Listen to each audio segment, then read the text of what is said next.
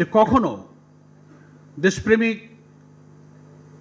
জাতি গঠনে যারা সিনসিয়ারলি তাদের জান মাল সমস্ত ত্যাগ কোরবানির বিনিময়ে রাজনীতিতে সবকিছু তাদের ডেভোশন তাদের সিনসিয়ারিটি তারা দেখিয়েছে, তাদের মধ্যে জাতীয় ঐক্য গড়ে তোলার ক্ষেত্রে আমাদের তেমন কোনো উদ্যোগ দেখা যায়নি। দুনিয়ার অনেক গণতান্ত্রিক দেশে এখন এই কালচারটা কিন্তু আছে।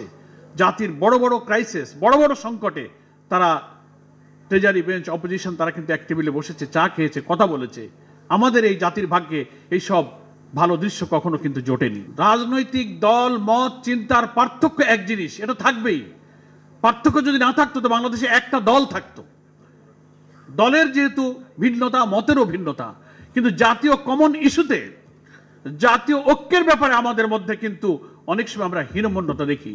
যখন আমি দেখি যে দেশের কমন ইস্যুতে আমার ঐক্যমত হতে গেলে আমার যদি কিছু ছাড় দিতে হয়, আমাকে কিছু মতের স্যাক্রিফাইস করতে হয়, সেখানে আমরা ছাড় দিতে রাজি নই। বহু নুরতাজে অর্ডার করে জিতে নিন গাড়ি, বাইক, আইফোন সহ কোটি টাকার পুরস্কার। অর্ডার করতে ভিজিট করুন nurtaj.com। গুরুত্বপূর্ণ বিষয়ে এই সকল মত রাজনীতিতে আমার একমত হওয়া জরুরি নয়, কিন্তু জাতির কমন ইস্যুতে আমরা অনেক ঐক্যমত হতে পারি না। এখানে অনেক বক্তাই কিন্তু বলেছেন যে এখনো ঐক্য বিনষ্টের প্রচেষ্টা চলছে। কারা ঐক্য প্রচেষ্টা বিনষ্ট করছে? কি সে বক্তব্য, কি সে ইস্যু? আমরাই তো তারাই যারা ফ্যাসিবাদের বিরুদ্ধে রাজপথে আন্দোলন করেছি। এখানে জাতীয় নেতৃবৃন্দ সবাই গ্রেফতার হয়েছেন। আমাকে ওই জুলাই আন্দোলনের মধ্যে 20 তারিখ আমার বাড়িতে ঘেরাও করে আমাকে গ্রেফতার করে নিয়ে যাওয়া হয়েছে। আমার মা চোখের পানি ফেলেছে, আমিও জেল খেটেছি। আমি যখন 5 আগস্টের লক্ষ কোটি জনতার এই উত্তাল আন্দোলনের ঢেউ, তখন কারাগারে অন্তরীণ অবস্থায় আমরা টেলিভিশনে সেই দৃশ্য আমরা দেখেছি। শেখ হাসিনার 15 বছরের শৈশব শাসনের প্রায় 7.5 বছর আমি কারাগারে, 6 বার আমাকে গ্রেফতার করা হয়েছে। সরকারের দায়িত্ব যে ওয়াদা করেছেন, আমি মনে করি তাদের কমিটমেন্ট পূরণ করে দ্রুত আহত এই সমস্ত সংগ্রামী জুলাই যোদ্ধাদের চিকিৎসার জন্য অবিলম্বে ব্যবস্থা করা উচিত।